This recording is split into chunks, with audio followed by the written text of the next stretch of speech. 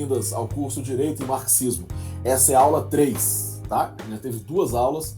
A primeira aula a gente falou um pouco sobre a chegada de Marx ali na Faculdade de Direito em Berlim, os seus primeiros encontros com o direito, as suas primeiras impressões do liberalismo, e na aula passada a gente tentou analisar um pouco essa virada do jovem Marx liberal para um Marx socialista, né? Ou seja, um Marx que ainda estava acreditando na Revolução Burguesa e um Marx que percebe que não adianta, ou seja, a gente precisa de uma nova revolução, uma revolução social que seja além da chamada revolução política que a burguesia tinha feito até então, né? E o eixo dessa concepção que ele vai começar a entender é o eixo da propriedade burguesa, né? Ele vai dizer a burguesia se apropria dos meios de produção e nessa apropriação dos meios de produção você não consegue desapropriar essa burguesia sem um processo revolucionário. Tem até o exemplo na aula passada do nosso Leonel Brizola, saudoso, quando era governador do Rio Grande do Sul, e que a partir dessa opção que ele teve de tentar nacionalizar alguns bens que eram de serviço público ali, foi o início do que seria mais à frente o golpe militar no Brasil, apoiado pela Operação Brother Sun dos Estados Unidos, que de alguma forma se indignava com o fato de alguém ousar mexer na propriedade privada, mexer no que eles colocam como direito humano. Então a gente já começa a ter uma noção do que é direito. Para que isso aconteça, é preciso ter alguns conceitos. Esses conceitos vão ser colocados na aula de hoje, ou seja, entender o que é direito burguês, o que é direito dentro do processo da burguesia, é preciso que a gente tenha alguns conceitos sobre o que Marx vai colocar. E a aula de hoje é sobre isso, sobre relações de produção. Tá? Relações de produção é tudo aquilo que faz com que a sociedade sobreviva. Ou seja, uma sociedade precisa se produzir e se reproduzir. Esse processo de produção e reprodução, Marx chama de relações de produção. Ou ele faz uma analogia com a engenharia, né? Ele chama de estrutura ou infraestrutura e superestrutura. Ele vai dizer, a sociedade tem aqui a filosofia, tem a religião, tem os partidos políticos, tem todo mundo aqui acontecendo. Só que, no fundo, o que estrutura uma sociedade não é essa superestrutura. O que é a fundação daquele edifício, né, vamos dizer assim, são as relações de produção, o modo de produção. E aí é nesse ponto que ele faz uma diferença que, para a gente, no direito, é fundamental. A diferença entre sociedade e Estado. Enquanto o Estado está aqui, né, o Estado está presente em um espaço específico da sociedade, a sociedade vai muito além daquele Estado. A sociedade ela se produz, ela se reproduz a partir de suas forças sociais, né, de pessoas, de tecnologia, de insumos, de natureza, de matéria-prima, tudo aquilo em conjunto vai produzindo aquela sociedade para que ela continue viva em uma determinada organização, que ele chama as relações de produção, que ele vai colocar que as relações de produção até então, Marx vai dizer até o século XIX, e podemos dizer até hoje, né, por isso que Marx ainda é um autor relevante, porque o capitalismo ainda está aí, se um dia ele for superado, Marx é superado junto, como ele não foi superado, ele explica muito bem essa questão, falando, olha, até agora, essas relações sociais, essa sociedade, ela é organizada por classes. E aí que vem a grande frase dele no manifesto, né, que a história do homem é a história da luta de classes. A história da sociedade é a história da luta de classes. Ou seja, aí ele vai falar senhor, servo, né, senhor feudal, senhor escravo, senhor feudal, servo, etc, etc, etc. Dentro dessa lógica, ele vai dizer, essas classes que sempre existem em uma relação que é, de alguma forma, entre opressores e oprimidos, ela vai se simplificando no capitalismo. Em qual sentido? Eu começo um espaço de proletarização de toda a sociedade. Esse é um ponto importante. Marx vai começar a entender que o camponês que tinha, por exemplo, algum meio de produção ali na Idade Média, perde o seu meio de produção e vai trabalhar ou num latifúndio, né, ou vai migrar para a cidade. O artesão que tinha o controle do processo de fazer o sapato vai para uma linha de produção fazer um carro que ele não tem a mínima ideia de como se faz esse carro, né? Então ele vai dizer, eu estou rompendo e criando uma sociedade do trabalho, mas é uma sociedade do trabalho cujo fruto daquele trabalho é apropriado por poucos, que são aqueles que são proprietários dos meios de produção. Daí a ideia que a gente teve na América Latina de tentar nacionalizar esse processo. Só que a gente vai ver daqui a pouco isso. Por enquanto entendemos isso. O eixo da sociedade capitalista é a chamada propriedade burguesa. É ela que estrutura as classes na sociedade. Tá? Isso é um ponto importante. Do ponto de vista marxista, a gente tem a ideia de classe a partir da ideia de apropriação ou não dos meios de produção. Se você é ou não proprietário. Porque se você não é proprietário, por mais que você tenha uma renda, em termos de salário, alta, você, se perder aquele salário, se perder aquele emprego, você volta à proletarização da mesma forma.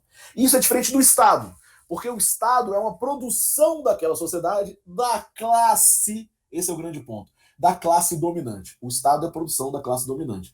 Por isso que ele vai dizer aquela frase bem forte no manifesto, né? O Estado não é, senão, o comitê para gerir os negócios comuns de toda a burguesia.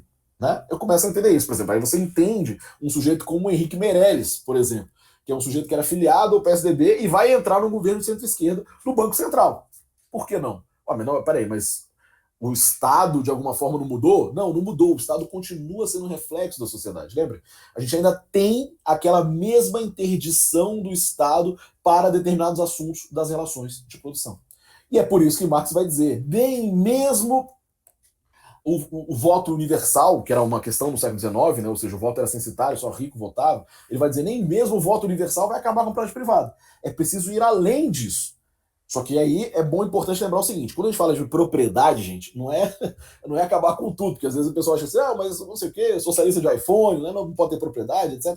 Olha, tem que ter uma diferença muito importante, essa diferença Marx faz no manifesto, entre propriedade privada ou propriedade pessoal e propriedade burguesa. Propriedade pessoal não tem nenhum problema, ela é o que dá liberdade a você, ter propriedade dos seus meios de trabalho, por exemplo, ter propriedade de uma caderneta de poupança, não é nenhum problema real, né? Qualquer coisa, até da sua casa própria, por exemplo, etc. Até mesmo em uma lojinha, ou qualquer tipo de meio ali. Não é essa a questão é outra. A questão é a propriedade quando ela se estrutura como poder. Ou seja, a sociedade burguesa, o capitalismo, transforma a sociedade em uma sociedade do trabalho. Estão todos produzindo ao mesmo tempo, em conjunto. Ninguém produz mais sozinho. E isso é uma revolução, isso transforma a sociedade. Né? Marx vai dizer, as 7 maravilhas do mundo da antiguidade, o capitalismo faz em 1 ano. Né? Faz em 6 meses. E é assim mesmo. Agora, a única questão é esse produto coletivo que é um movimento que existe pelos esforços de várias pessoas, ou, em última instância, de todo mundo, a gente chama de capital, ou seja, a produção final dessa sociedade do trabalho, ela não volta para a sociedade. Ela é apropriada individualmente. E é esse aqui é o ponto. Essa apropriação individual se dá para uma forma de propriedade que não é a liberdade daquele sujeito que é proprietário, mas é um exercício de poder sobre o outro. Por isso que Marx aqui é taxativo. Essa propriedade é o mal que precisa ser rompido. E para que isso aconteça, a gente começa a entender como que o direito se posiciona sobre ela. E aí Marx vai fazer esse debate que eu estou falando para vocês. Ou seja, onde é que está o direito? O direito está nessa infraestrutura ou na superestrutura? Por um lado, o direito está na infraestrutura, porque o direito é a própria linguagem das relações de produção. Quando eu falo propriedade privada, eu falo direito de propriedade privada. Quando eu falo que existe um contrato entre o trabalhador e o empresário, eu estou dizendo de um contrato de trabalho para vender força de produção. Ou seja, aquele contrato é a própria linguagem da exploração capitalista. Só que, ao mesmo tempo, o direito também é superestrutura, porque ele se coloca não como uma simples regra, ele se coloca como uma lei eterna da razão. Né? Ele vai colocar essa ideia do indivíduo e vai tentar jogar a concepção de um indivíduo como aquele sujeito que vai ao mercado vender a mercadoria. Né? Ele vai dizer, a mercadoria não pode se vender sozinha. Por isso eu crio o sujeito de direito, que é um indivíduo isolado, que não existe na vida real, né? Ele vai chamar de Robsonado, só existe para o Robinson Crusoe na literatura, e aquele sujeito completamente isolado de tudo, ou seja, um sujeito que não existe, porque o ser humano é um ser social, e aquele sujeito individual vai ao mercado trocar mercadorias com outra pessoa. Marx vai tentar analisar isso e vai perceber, olha, essa estrutura não é uma estrutura de liberdade de contratar, de lei da razão, né, de que todos temos direito à busca da felicidade. Não, é uma tentativa de estabelecer um mercado. E o mercado como toda a sociedade, para se colocar uma concepção da sociedade burguesa para que se possa comprar e vender mercadorias, especialmente a mercadoria força de trabalho. Tá? Esse é o eixo que Marx vai tentar fazer sobre todas essas concepções. E aí o que interessa para a gente do direito é tentar entender, mas como é que a gente organiza uma sociedade a partir daí? Né? Já está chegando no fim do Marx, né, vivo, e vamos começar a analisar o que vai acontecer depois disso. E aí vai ser muito importante a gente tentar entender isso. O Marx era um gênio, mas era só um homem também. Então ele se concentra no estudo do capitalismo, que a gente viu até aqui. Agora, Marx, de vez em quando, ousa, não muito, porque ele é um materialista, não um idealista, de vez em quando ousa falar o que será o futuro. Ao ousar falar o que será o futuro, por exemplo, no próprio Manifesto Comunista, em 1848, ele é obrigado a fazer um manifesto junto com a Liga dos Justos, está se tornando Liga Comunista, depois vai se tornar Partido Comunista. Ele é obrigado a fazer um manifesto específico sobre o que será o futuro. Depois, em 1875, antes, em 1871, Marx escreve Guerra Civil na França, que vai falar sobre a Comuna de Paris, que acabou de fazer 150 anos. Então, a Comuna de Paris é muito importante, porque ali Marx vai dizer, nesse momento, mesmo que seja só por 72 dias, os trabalhadores tomaram Paris e fizeram uma revolução social. Todos trabalhavam juntos, todos produziam juntos, todos lucravam juntos, tinham fruto do capital juntos, e todos se mantinham seguros juntos. Naquele processo, Marx vai ver muita coisa relevante.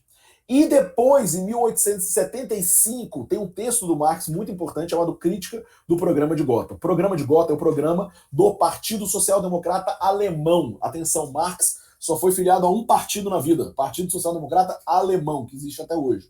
O SPD, faz parte da Internacional Socialista. Esse partido, especificamente, é que Marx vai começar a falar, olha, gente, o que acontece na vida, ou seja, o que acontecia até Marx, que era a ideia de um socialismo como reforma, isso é muito importante. Até chegar em Marx, o socialismo era dito como reforma. E os comunistas eram vistos muito próximos do anarquismo. Então os socialistas eram o Saint-Simon, o Fourier, o Owen, que eram pessoas que tinham uma ideia de, olha, vamos fazer reformas no capitalismo até a gente conseguir moralmente ir avançando o capitalismo. E os comunistas, ou os anarquistas, que era Bakunin, era Blanqui, era Babov, era uma outra galera que já era o pessoal da ação direta, do extremismo, eram sociedades secretas, né? Era toda uma concepção de uma nova sociedade do zero. O que Marx faz? Marx consegue juntar essas duas coisas. Isso que é tão legal do pensamento de Marx sobre o socialismo. Ele vai começar a entender o seguinte: enquanto no capitalismo tem uma produção privada da produção, o meu eixo é acabar com isso. É fazer uma associação livre dos trabalhadores. Isso é o comunismo, uma sociedade da comunidade de bens. Nesse lugar, só que ele vai dizer, isso é uma utopia, no sentido de que a gente tem que chegar lá. Mas para chegar lá é preciso um longo caminho. É preciso um processo de transição. Esse processo de transição Marx chama de socialismo, onde você vai ter as chamadas reformas, para se criar realmente uma sociedade do trabalho. Porque o capitalismo parece uma sociedade de trabalho, mas ele não é meritocrático, no sentido que ele não remunera o trabalho. Ele remunera a propriedade privada. Ou seja, se você é próximo da propriedade privada dos meios de produção, você é rico. Se você está longe da propriedade privada dos meios de produção, você é pobre. Independentemente se você trabalha muito ou pouco, se você trabalha bem ou mal. Marx vai dizer, para eu conseguir chegar nessa utopia em que o trabalho é voluntário, ou seja, em que o trabalho é como o trabalho de vocês, militantes, né? Vocês não trabalham para ganhar dinheiro, né? na militância, vocês trabalham porque vocês acreditam nisso. Né? Nessa concepção, o trabalho para vocês não é meio de vida, é necessidade vital. Isso, Marx vai dizer, é assim que vai ser a sociedade do futuro. O trabalho não vai ser mais mero meio de vida, mas vai ser uma necessidade vital das pessoas trabalharem. E por isso você consegue estabelecer a ideia do trabalho na remuneração, né, vamos dizer assim, a cada um de acordo com aquilo que precisa e de cada um daquilo que pode proporcionar para a sociedade. Só que para chegar lá, não dá para chegar lá do dia para a noite. Não dá para você falar para o sujeito que entrega comida o dia inteiro no sol, falando, olha, meu amigo, o trabalho agora vai ser voluntário. Eu falo assim, como assim? O trabalho não é voluntário, o trabalho é um horror.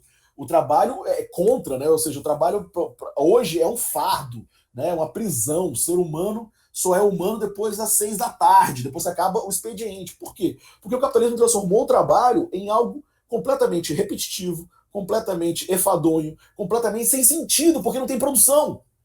Né? O sujeito aperta um parafuso e no final sai um carro. É maravilhoso olhar aquele carro da Mercedes feito. Só que aquele sujeito que fez não tem a mínima ideia que o trabalho dele produziu aquele carro. Porque é o que Marx vai chamar de trabalho alienado. Por isso ele vai dizer, essa sociedade capitalista não sai dela simplesmente do dia para a noite e se transforma nessa do trabalho voluntário, de cada um de acordo com as suas necessidades e a cada um de acordo com as suas possibilidades. Ela precisa passar antes de cada um de acordo com o seu trabalho. Né? Então, essa centralidade do trabalho, Marx vai ver como o que ele vai chamar de ética socialista, onde o direito ainda é muito importante. Só que um direito que sirva para quê? Não mais simplesmente para proteger a propriedade privada, ou seja, a ditadura da burguesia. A ditadura da burguesia, Marx vai dizer, é a ditadura em que eu passo a entender o direito de propriedade como acima de tudo de todos. Ele vai dizer, não, eu preciso de outra ditadura, entre aspas, né, que ele vai chamar de ditadura do proletariado. Essa transição sem amarras jurídicas vai ser uma hegemonia dos trabalhadores, onde todos vão trabalhar e todos serão remunerados de acordo com o seu trabalho. Esse é o ponto que ele vai dizer, aonde a gente consegue se encerrar a nossa... Ele vai ter uma frase muito bonita, que ele vai dizer, vai se encerrar ali a pré-história da humanidade em algum momento, e aí o trabalho manual e o trabalho intelectual não vai ter mais diferença, né? E as pessoas vão trabalhar não mais como meio de vida, mas como necessidade vital. Marx morre, gente, em 1886. Nesse mesmo ano, a gente vai começar a ver que ele morre, né? O maior pensador deixa de pensar, mas o movimento marxista está começando. E é isso que a gente vai começar a ver na próxima aula. A gente vai começar a analisar que nesse mesmo ano que ele morreu, Rosa Luxemburgo, por exemplo, estava fazendo 15 anos de idade e já estava militando no Partido Polonês da Social-Democracia, fazendo greve, fazendo acontecer o que seria a Rosa, por exemplo, que é uma das pessoas que a gente vai analisar, uma das maiores marxistas que vão ter tanto no final do século XIX quanto no século XX. Ou seja, essa história que a gente viu até agora, com todos esses conceitos, é só o início. Aí na próxima aula a gente vai começar a ver essa primeira fase do movimento marxista. E como que esse movimento marxista, nessa primeira fase, vai ter uma unidade, que é coisa rara, durante 40 anos. A gente vai tentar analisar como que ele vai repercutir em toda a Europa, na chamada Segunda Internacional. A primeira internacional, o próprio Marx fez parte. A segunda internacional, a gente começa a ver na próxima aula. Ok? Obrigado, gente. Até lá.